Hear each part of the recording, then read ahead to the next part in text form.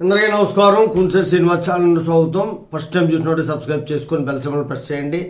చట్టాల మీద రాజ్యాంగం మీద నాకు అవగాహన వద్దు అన్నది మాత్రం తప్పుడు నిర్ణయం. ఖచ్చితంగా దీని గురించి తెలుసుకొని తీరాలి. ఈరోజు ముఖ్యాంశం ఏంటంటే 100 సంవత్సరాల నాటి వివాదానికి సుప్రీంకోర్టు తెరదించింది లేదా పరిష్కరించింది అని చెప్పొచ్చు.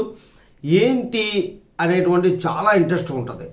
ఒక దేవుని విగ్రహాలకి సంబంధించిన వివాదం 1927 నుండి కూడా ఇప్పుడు వరకు కొనసాగుతుంది. ఇది ఆంధ్రప్రదేశ్ రాష్ట్రానికి చెందినటువంటి అనంతపూర్ జిల్లాకి చెందినటువంటి 2 కుటుంబాలు 2 దేవాలయాలకు సంబంధించినటువంటి వివాదం.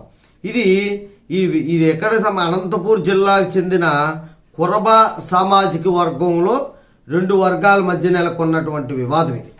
ఇది 1927లోనే ఒక వివాదం వచ్చింది. విగ్రహాలు ఒక గ్రామం నుండి వేరొక గ్రామానికి పట్టుకెళ్ళడం. ఆ వివాదాన్ని పరిష్కరిస్తూ 1933 నవంబర్ 1వ తారీఖున వీళ్ళు అప్పటికే 1927లో వివాదం ఏర్పడితే అప్పుడే కోర్టుకెళ్ళారు. తరువాత 1933 నవంబర్ 1న సబార్డినేట్ జడ్జి అనేది ఇద్దరి మధ్యన రాజీ కుదిర్చి 6 నెలలు విగ్రహాలు పట్టుకెళ్ళి 6 నెలలు ఆ గుళ్ళో పెట్టి పూజలు చేస్తారు. 6 నెలలు పట్టుకొచ్చి వీళ్ళ గుళ్ళో పెట్టి పూజలు చేస్తారు. ఇద్దరు వచ్చి దండం పెట్టుకోవచ్చు, మొక్కుబళ్ళు తీసుకోవచ్చు, అన్నీ చేసుకోవచ్చు. 3 నెలలకు ఒకసారి ఆ గ్రామం నుండి వచ్చి ఇక్కడ తీసుకోవచ్చు, ఇక్కడ నుండి వెళ్ళి అక్కడ నుండి కూడా తీసుకోవచ్చు. ఇది సామరస్యంగా గడిచిపోయింది.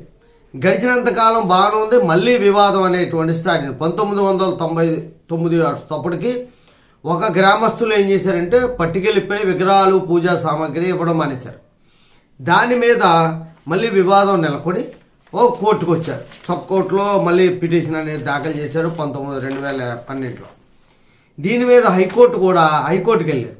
హైకోర్టు కూడా ఎవరో ఒకరి దగ్గర నుంచి ఆ పూజలు జరపడానికి సంబంధించి అప్పుడు ఏ రకంగా రాజీ పత్రం నడుచుకున్నారో ఆ పత్రం అలాగే నడుచుకోవాలని చెప్పేసి ఆ హైకోర్టు తీర్పు చెప్పింది. దాని మీద మళ్ళీ ఒక వర్గం సుప్రీంకోర్టుకి వెళ్ళింది. సుప్రీంకోర్టుకి వెళ్తే సుప్రీంకోర్టు కూడా హైకోర్టు ఇచ్చినటువంటి ఆర్డర్నే సమర్థిస్తూ ఉత్తర్వులు జారీ చేసి రాజీ పత్రాన్ని గౌరవించి ఇద్దరు కూడా ఎలాగైతే రాజీ పడ్డారో అలాగే దాన్ని నడుపుకోవాలని చెప్పారు. 99లో ఈ పూజా సామాగ్రిల మన వివాదం మళ్ళీ దాని మీద హైకోర్టులోని దాకా ప్రిన్సిపల్ జూనియర్ సివిల్ జడ్జి నుండి హైకోర్టు వరకు కూడా ఈ కేసు నడవడం, అక్కడ నుండి మళ్ళీ సుప్రీంకోర్టుకి వెళ్ళడం, సుప్రీంకోర్టు హైకోర్టు చెప్పిందే సరిగ్గా ఉంది, దాని ప్రకారమే మీరు నడుచుకోవాలి అని చెప్పడం, ఇవన్నీ కూడా ఎందుకంటే రాజీ పడితే మనకి సరియైన పందాలు అందులో దేవాలయానికి సంబంధించినటువంటి సమస్యలు కాబట్టి ఈ గంగుల వర్గానికి ఇంకొక వర్గానికి వంశస్థులు అన్నమాట, గంగులకుంట గ్రామానికి చెందిన కాపటం వంశస్థులు దాఖలు చేసినటువంటి పిటిషన్ ఇది సుప్రీంకోర్టు వరకు వెళ్ళారు.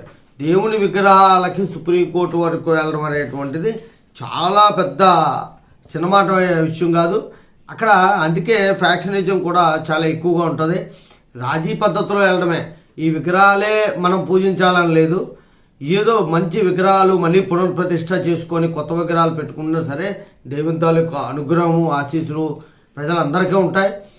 ఇలాంటి వివాదాలు అనేటువంటిది పరిష్కరించుకోవడమే మంచిది. జై హింద్, భారత మాతా కీ జై.